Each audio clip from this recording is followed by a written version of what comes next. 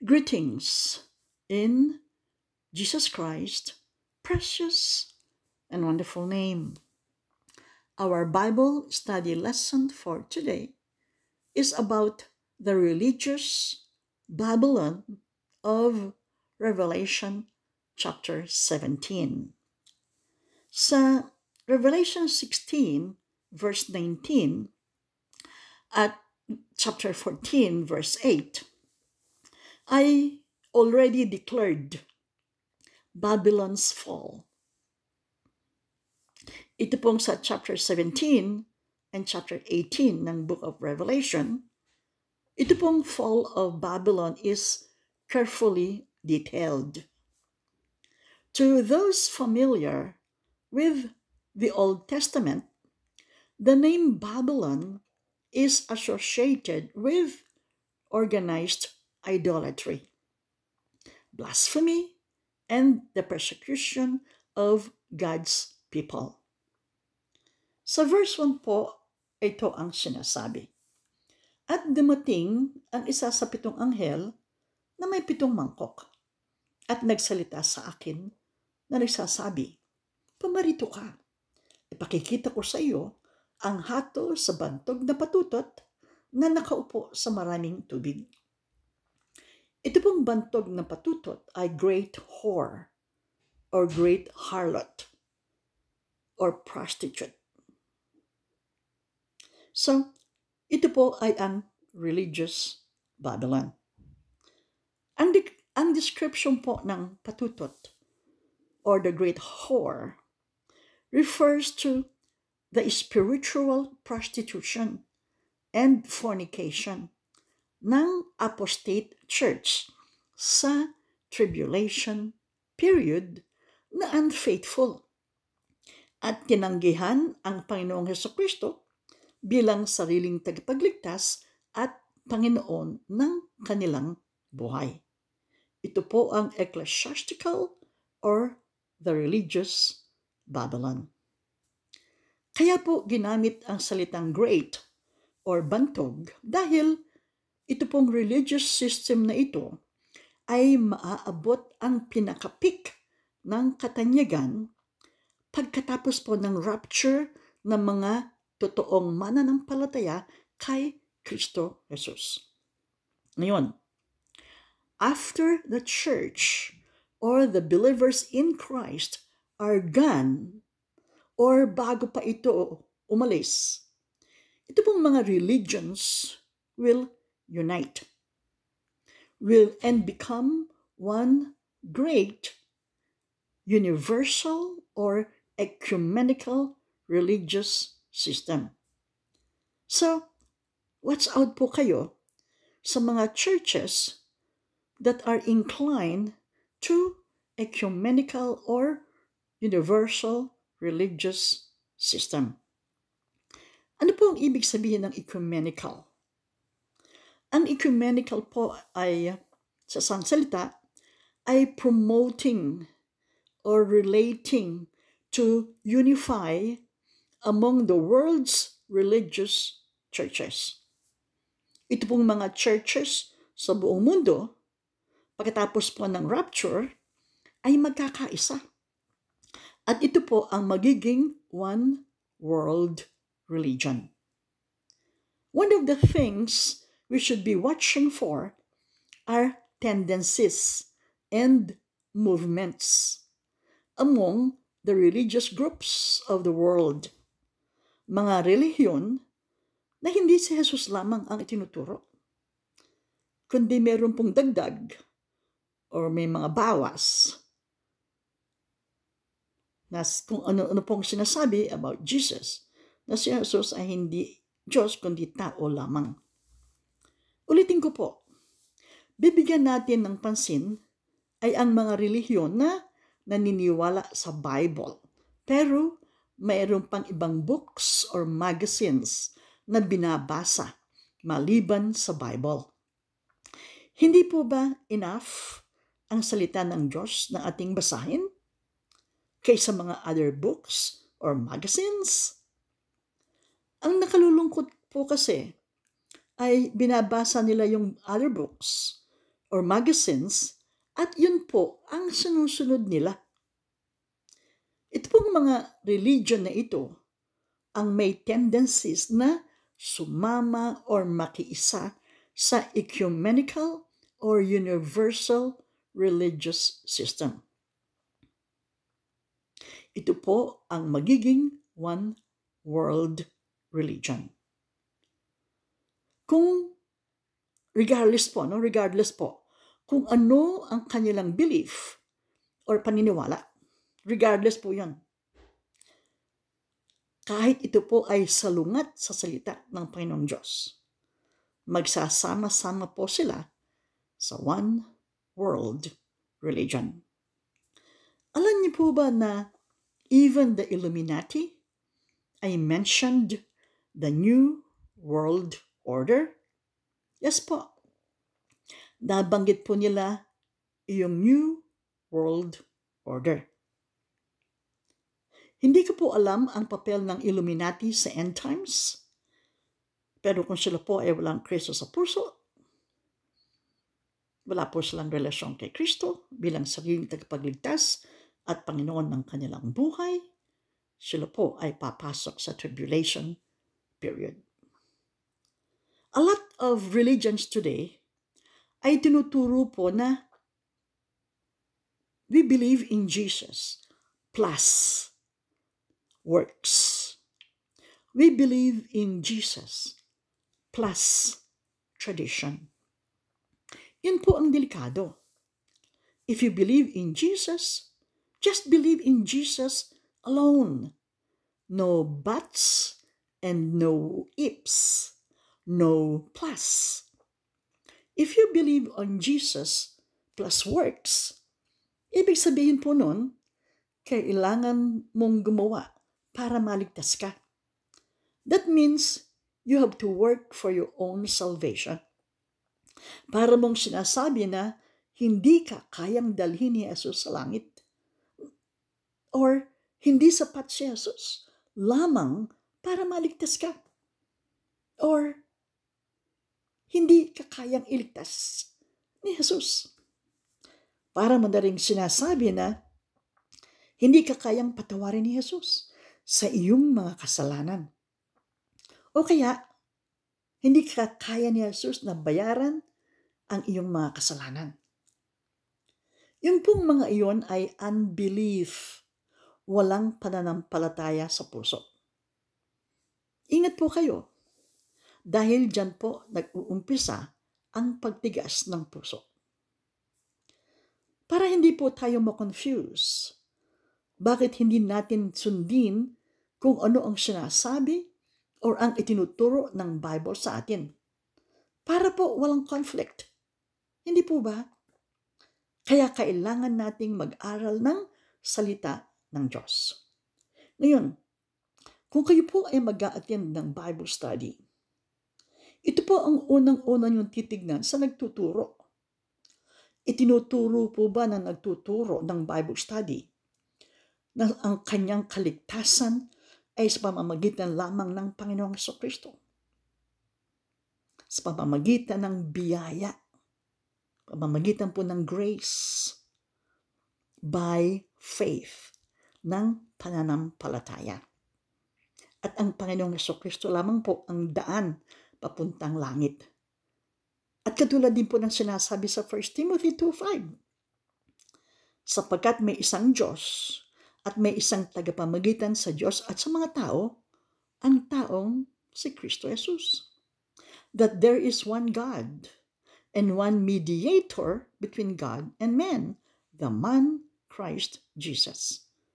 So, definite po, si Jesus lamang po ang tagapamagitan sa Diyos at sa mga tao. Hindi po sinabing si Jesus ay isa sa mga tagapamagitan sa Diyos at sa tao, kundi definite.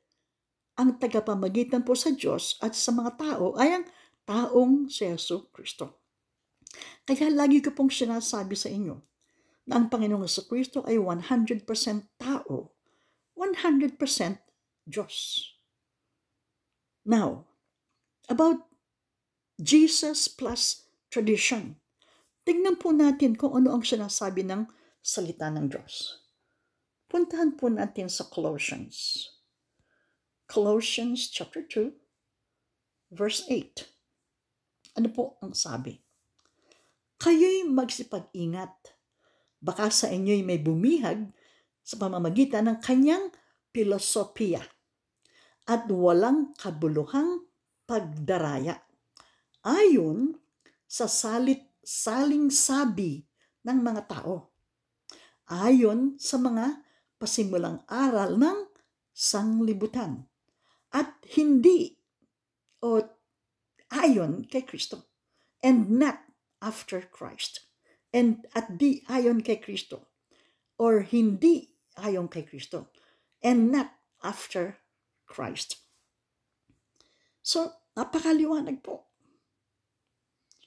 Balik po tayo sa Revelation chapter 17 verse 1.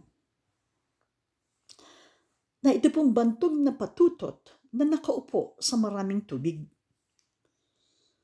Ito pong tubig ay symbolic that they are referring to the vast majority of the people of the earth. Pinag-aralan na rin po natin ito sa ating pong previous lessons.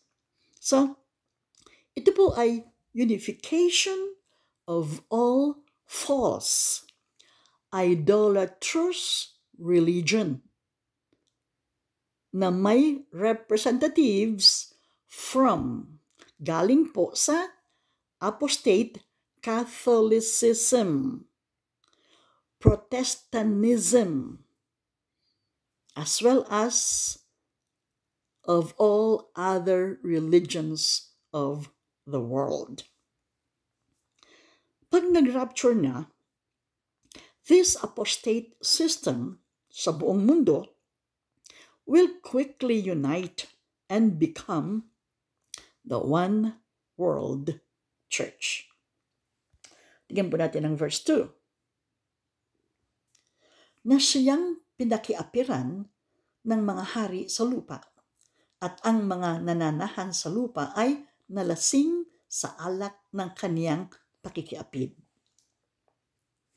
Sa Bible po, ito pong idea ng pakikiapid or fornication, kadalasan po has strong associations with idolatry.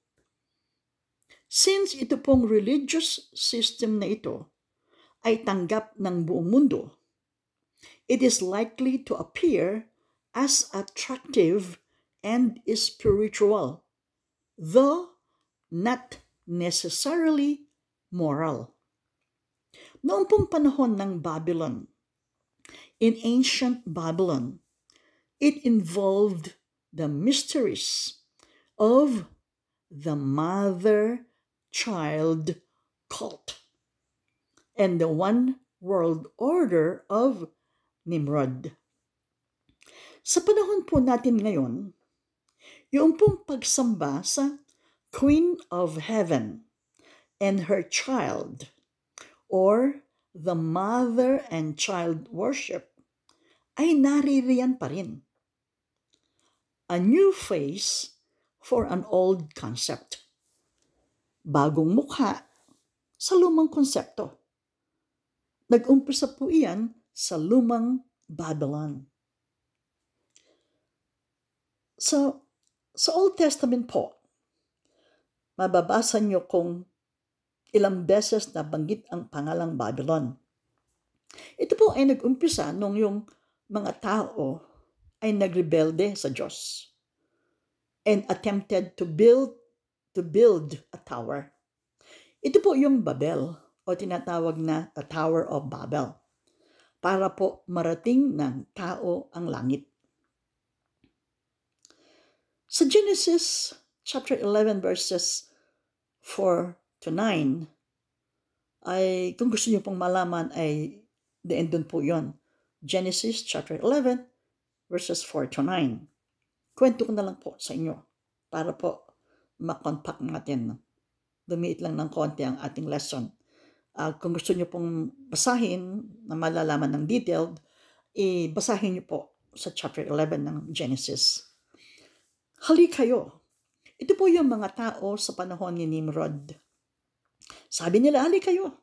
Magtayo tayo ng isang bayan at ng isang muog na ang taluktok, yung top, ay aabot hanggang sa langit. At lahat po ng ating ginagawa, lahat po ng ating ginagawa ay alam ng Diyos. Yan po ang isa sa kanyang katangian, ang kanya pong omniscience, the all-knowing God. Yan po ang kanyang character or attribute ng ating Diyos. So alam po ng Diyos na ginagawa ng mga tao ang Babel. At bumaba ang Panginoon upang tignan ang bayan na itinayo ng mga anak ng mga tao. At sinabi ng Panginoon, sila ay isang bayan at sila ay may isang wika. Kaya nagkakaintindihan sila. So noon po, isa lang ang wika. Isa lang ang language. So, tayo bumaba at guluhin natin ang kanilang wika para huwag silang magkaintindihan. Kaya po nagkaroon ng maraming wika dahil po sa Panginoong Diyos. So, iniscattered po sila ng Panginoon sa lupa, sa buong lupa. At kanilang iniwan ang pagtatayo ng bayan. Kaya po ang mga tao ay scattered sa ibabaw ng lupa. Hindi rin natuloy ang paggawa ng Tower of Babel dahil hindi sila magkaintindihan. Opo. So, lahat po ng nangyayari sa buong mundo ay Diyos po ang may control. Katulad po ni Satanas, nakuha niya yung kanyang authority dahil pinahintulutan siya ng Diyos. It is not inherent in his own person. God has given him the rulership of the world, but he exercises his authority within the limitations prescribed by God. So, God controls the ultimate outcome of whatever decisions Satan may be allowed to make. And of course, God rules everything according to his own will and to accomplish his own ultimate purpose. At yun po ay nasa chapter 17 verse 17. Tayo po ay nasa chapter 17. So yun pong verse 17 ay pag-aaralan po natin later on. Ano po? Kasi po nasa chapter 17 na nga po tayo. So, now, alam niyo po ba na even the Illuminati ay nagbabanggit ng New World Order? Noong pa pong panahon ni Nimrod, sa Old Testament, ay nais na ng mga tao na gumawa ng Tower of Babel. At doon po nag-umpisa ang salitang Babylon. Ngayon po, tinatawag itong the New World Order ni Nimrod. So, one world order to bring them closer to religious, social, or political system.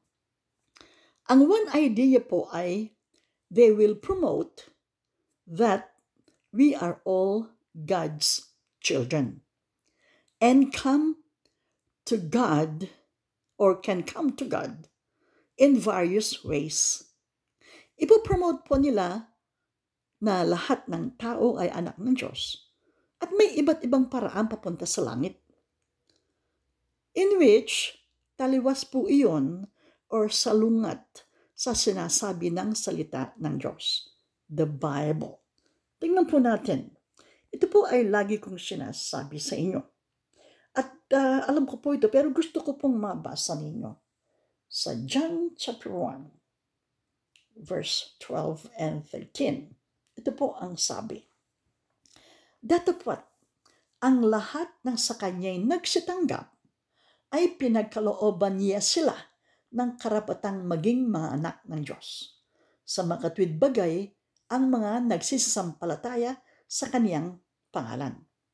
So, hindi po lahat ng tao ay anak ng Diyos.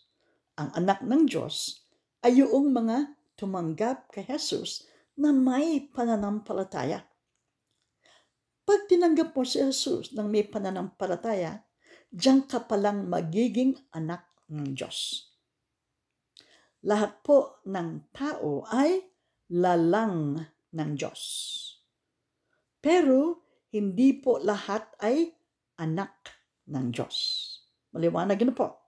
Kaya po ang sabi ng verse 13 ay ito, na mga ipinanganak na hindi sa dugo, ni sa kalooban ng laman, ni sa kalooban ng tao, kundi ng Diyos.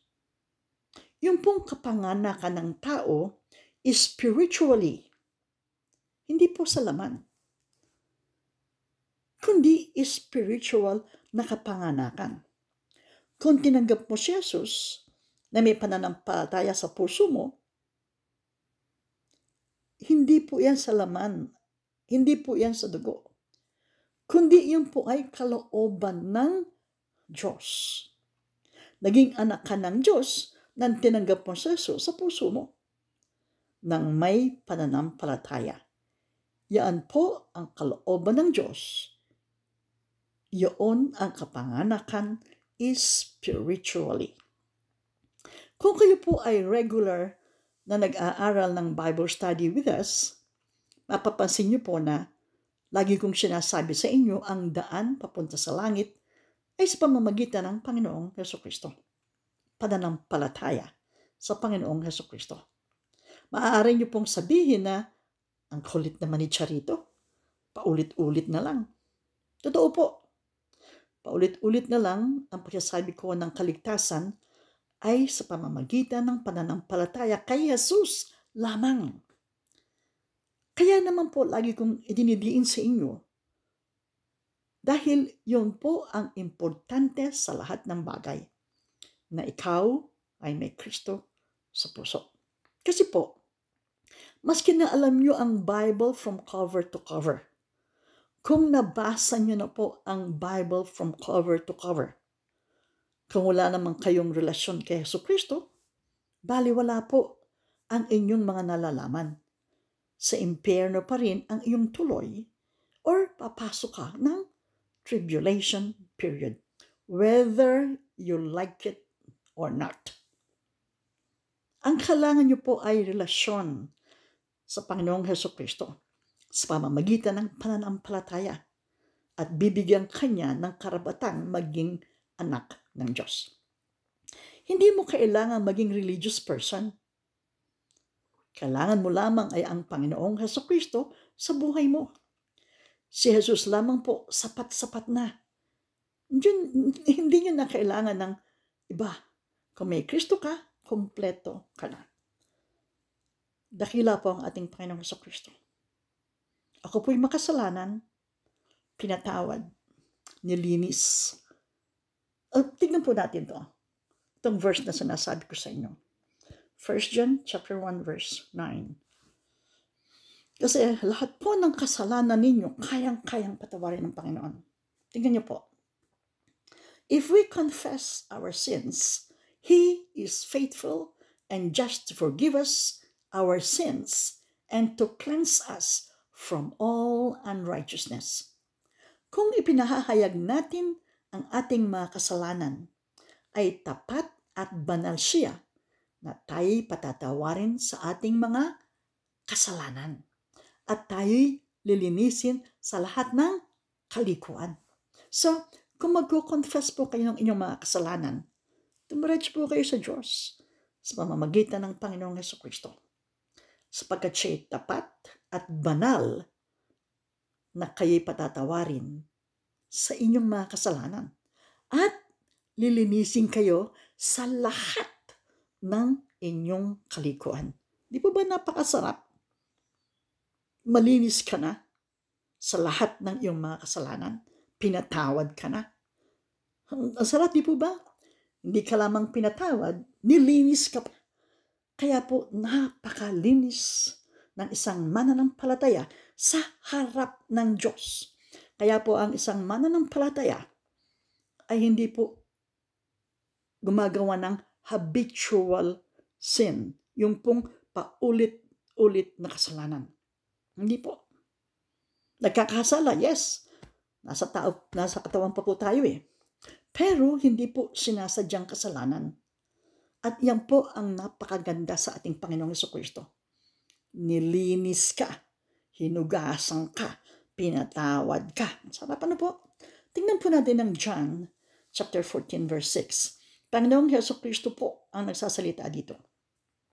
Sinabi sa kanya ni Jesus, "Ako ang daan at ang katotohanan at ang buhay. Sino man ay di makaparoroon sa Ama, kundi sa pamamagitan ko."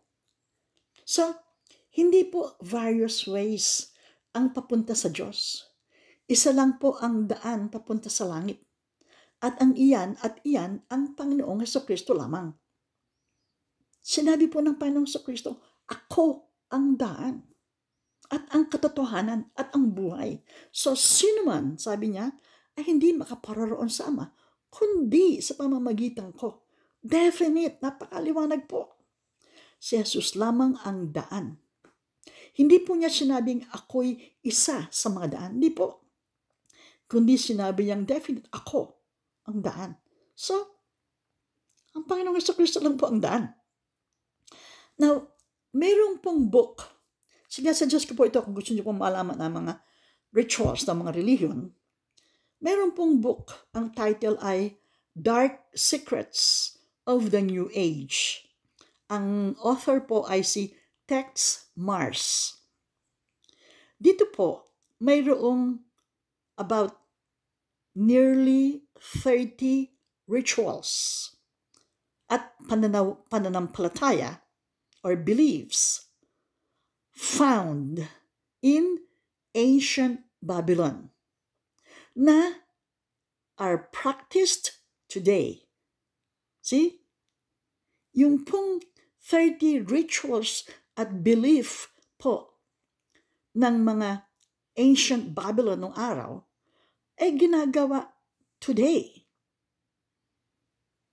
Everything po from reincarnation to occult meditation, yun po was commonplace 3,000 years ago.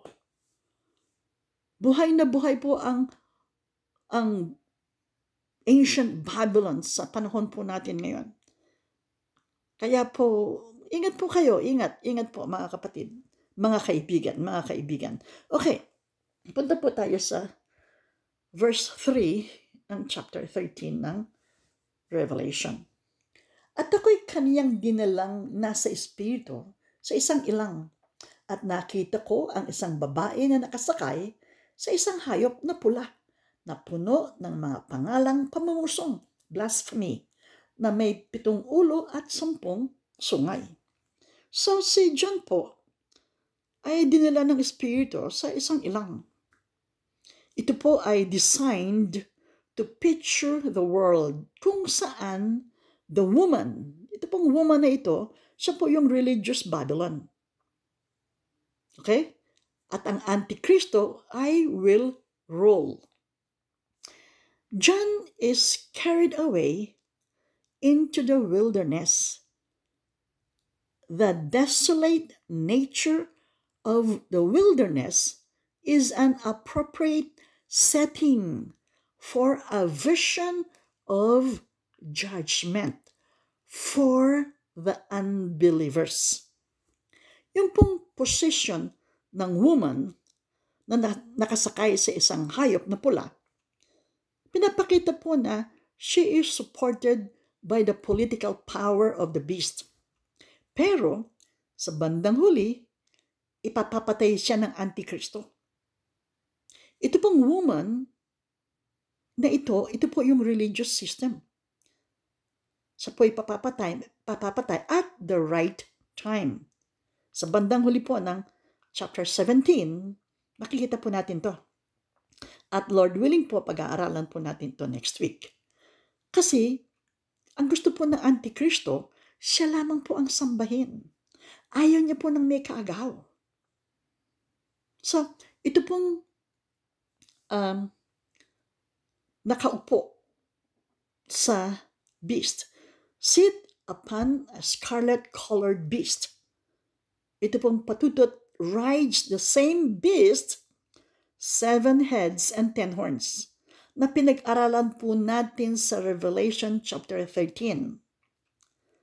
The Antichrist and his dictatorship na puno ng mga pangalang pamusong, blasphemy, na may 7 ulo at 10 sungay. Pinag-aralan na po natin to sa chapter 13.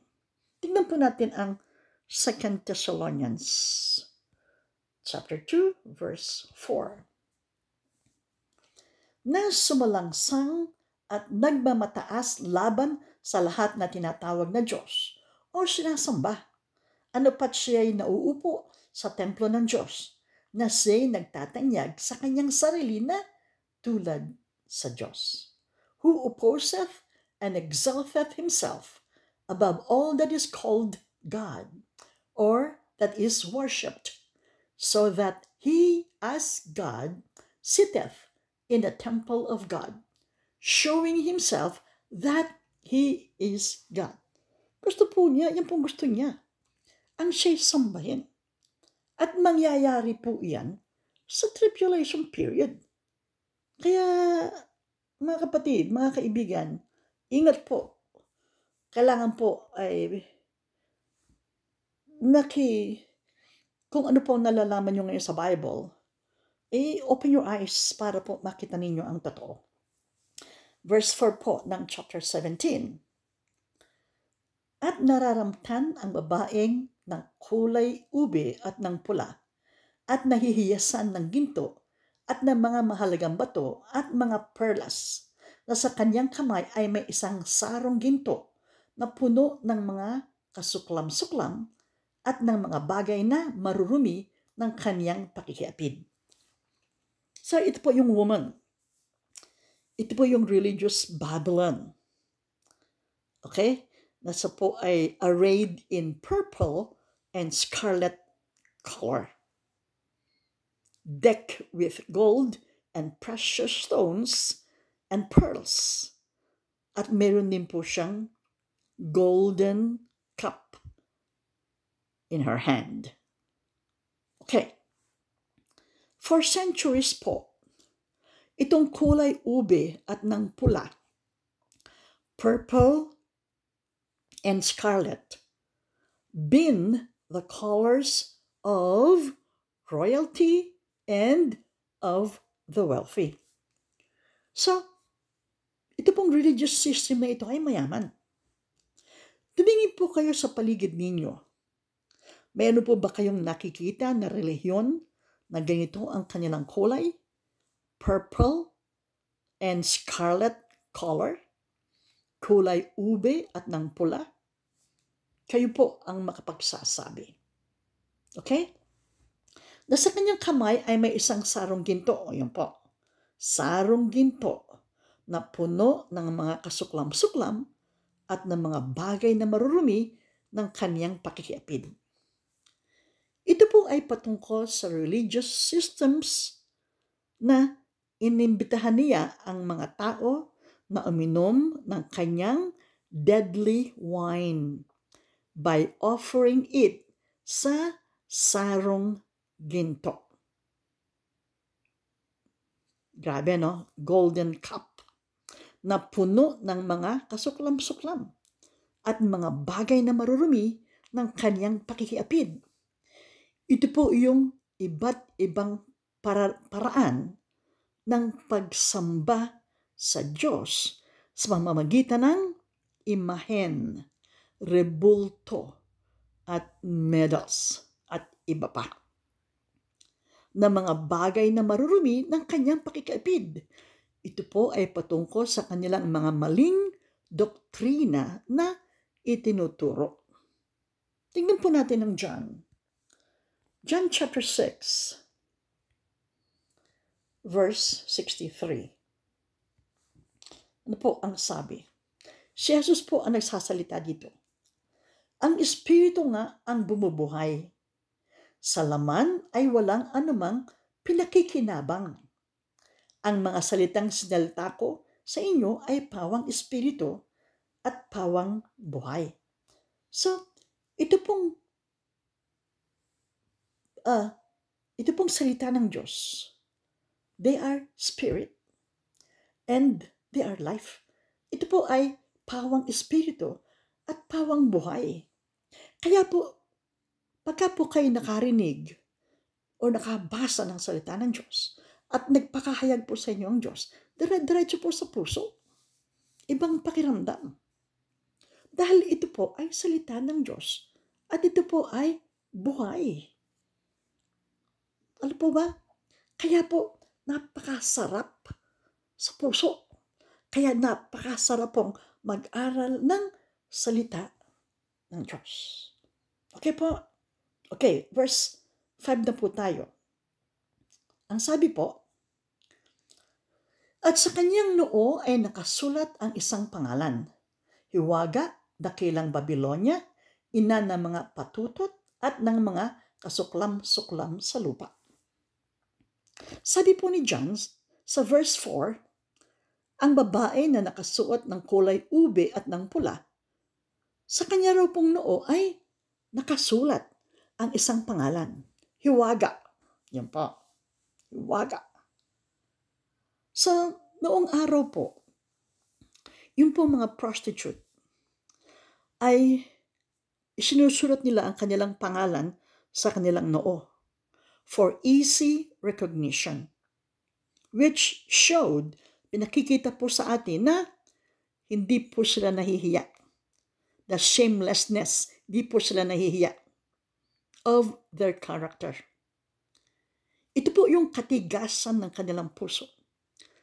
Makikita po natin dito na kung gumagawa tayo ng kasalanan, ay hindi na po tayo nahihiya.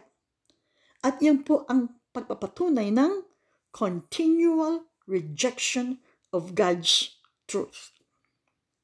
Tingnan po natin ang Ephesians. Ephesians chapter 4, verse 19. Tingnan niyo po. At sila, sa di pagkaramdam ng kahihiyan, ay napahikayat sa kalibugan upang kalakalin ang lahat ng karumihan ng buong kasakiman. Who being past feeling have given themselves over unto lasciviousness to work all uncleanness with greediness. So, hindi na po sila nakakaramdam ng kahihiyan. Kasi po yung kanilang puso ay matigas na. Pagka po kayo hindi na marunong mahiya, ingat po kayo. Pag alam po ninyo na gumagawa kayo ng mga kasalanan at hindi po kayo nakakaramdam ng kahihiyan, yan po ang nakakatakot. Yan po ang nakakaalala. Sapagkat kung patuloy po kayong gumagawa ng karumihan, kasalanan sa harapan ng Diyos, ang inyong pong puso ay tumitigas at hindi na po kayo nakakaramdam ng hiya. Matigas na po ang ating mukha. Sorry po for the language. Pero yun po ang nangyayari. Obserbahan niyo po ang mga tao. Yung pong alam ninyo na gumagawa ng mga kasalanan. Tingnan niyo po, hindi po sila nahihiya. Wala na pong kahihiyan sa kanilang puso. Yan po ang sinasabi sa atin ng Ephesians chapter 4, verse 19. Tingnan niyo po ang 1 Corinthians. Ito po ang paalala sa atin ng Diyos. 1 Corinthians chapter 10, umpisa po sa verse 5 hanggang 11. Tingnan po natin, ano? Bagaman ang karamihan sa kanila ay hindi nakalugod sa Diyos, sapagkat sila'y ibinuwal sa ilang. 6. Ang mga bagay na ito nga'y pawang naging mga halimbawa sa atin, upang huwag tayong magsipagnasa ng mga bagay na masama na gaya naman nila na nagsipagnasa. 7. Ni huwag din naman kayong mapagsamba sa mga Diyos-Diyosan, gaya niyong ilan sa kanila, Ayon sa nasusulat, naupo ang bayan upang magsikain at magsiinom at nagsitindig upang magsipagsayaw. 8. Ni huwag din naman tayong makiapid na gaya ng ilan sa kanila na nangakiapid. At ang nangabuwal sa isang araw ay 23,000. Wow! Sa isang araw, 23,000 ang namatay. Ni huwag din naman nating tuksohin ang Panginoon na gaya ng pagkatukso ng ilan sa kanila at nangapahamak sa pamamagitan ng mga ahas. Na-touch po natin yan last week.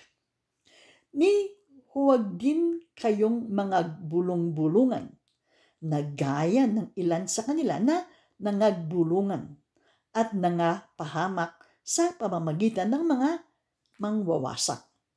Were destroyed by the destroyer. 11. Ang mga bagay na ito nga'y nangyari sa kanila na pinakahalimbawa. So, pinakahalimbawa po sa atin. Example po sa atin yan. At pawang nangasulat sa pagpapaalala sa atin. So, pinapaalalahanan po tayo na huwag natin gawin. Na huwag natin silang tularan ng mga dinatnan ng katapusan ng mga panahon. Yan po ang sinasabi sa atin. Huwag natin gayahin. Huwag tayong tumulad sa kanila. Balik po tayo sa verse 5 ng Revelation 17. Okay. Ano pong susunod? Okay, so ito pong mystery ay hindi po siya pangalan, kundi siya po ay description. At ang description po niya, siya po daw ay a secret. Yung pong mystery is a secret. Ito po ay mysteries of the cult. Yung pong cult. Ito po ay always a part of Babylonianism. At nauugnay po ito sa whore of ancient system. Ancient Babylon. So ito pong Babylon the Great. Yan, Babylon the Great. Dakilang Babylonia is the great or is the secret name. Ito po yung secret name, Dakilang Babylonia. Ito pong Babylon the Great ay ipinakikita hindi lamang na isang city sa chapter 18, kundi a religious system. The Babylonianism of ancient time, which will reach its peak in the tribulation period. Katulad po ng sinabi ko sa inyo, ito pong Babylon ay dalawa ang klase. Isang ecclesiastical at isang political Babylon. So ito pong Babylon na ito ay ecclesiastical. Ito po yung patungkol sa religious Babylon. Ito pong the mother of harlots, of the abomination of the earth. Ina ng mga patutot at ng mga kasuklam sa lupa. Ang concept po nito ay yung origin or source of all spiritual idolatry and false religions. Ito pong word na mother, siya po yung the mother church. Ito po yung kanyang position, yun po kanyang, the harlot will play in the final days. Titipunin po niya all the forms ng lahat ng false religions under her wings para sa one great worldwide religious system. Okay po?